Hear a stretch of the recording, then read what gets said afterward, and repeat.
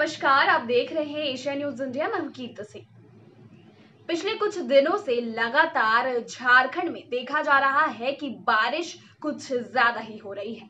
दरअसल पिछले कुछ दिनों बंगाल की खाड़ी में चक्रवातीय तूफान आने की वजह से पश्चिम बंगाल, उड़ीसा और झारखंड समेत कई स्थानों पर तेज बारिश हुई।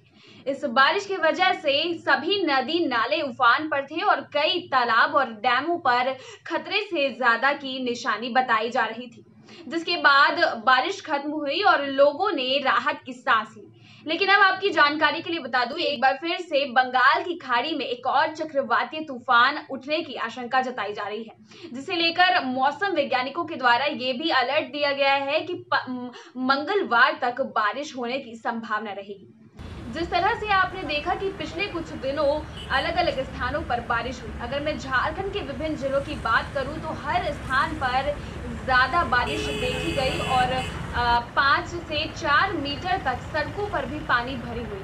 न केवल राजधानी रांची बल्कि झारखंड के तमाम जिलों जैसे धनबाद, बोकारो, खरसावा, जमशेदपुर और इसी तरह कई ऐसे जिले हैं जहां पर औसतन से अधिक बारिश को मापा गया।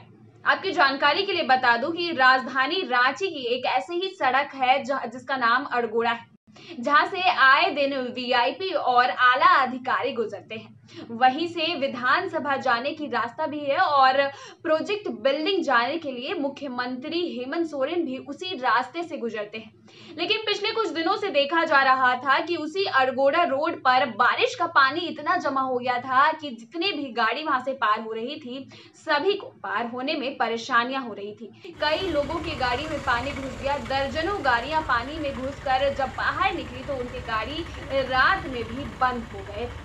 इतना ही नहीं, कल तो एक और चौंकाने वाली वीडियो अड़गोड़ा रांची के अड़गोड़ा रोड से सामने आई है, जिसमें देखा जा रहा है कि अड़गोड़ा के स्थानीय लोग वहां पर मछली पकड़ते हुए नजर आ रहे हैं। कई लोगों ने अपने हाथ में जाली पकड़ा हुआ था और रोड पर वो जाली बिछाकर बड़ी बड़ी मछलियां पकड़ रहे थे।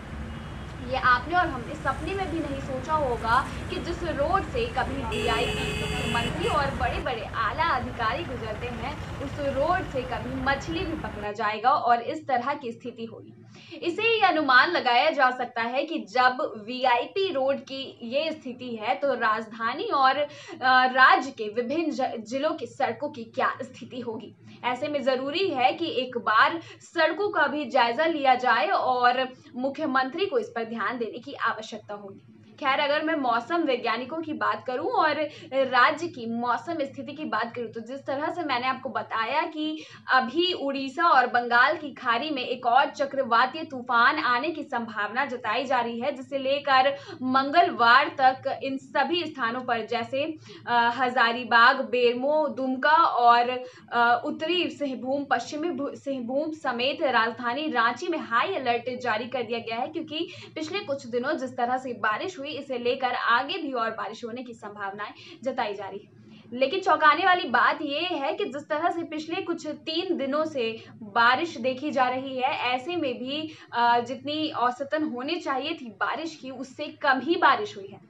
लेकिन सड़कों की स्थिति तालाब से भी बदतर बन गई है। नदी नाले उफान पर है और नदी नालों के पानी लोगों के घरों तक घुस रहे हैं। अब ऐसे में आगे मंगलवार तक वर्षा होने की स्थिति जताई जा रही है। ऐसे में देखना होगा कि झारखंड सरकार इस पर क्या कुछ तैयारी करती है। तब तक के लिए देखते रहे एशिया न्यूज इंडिया।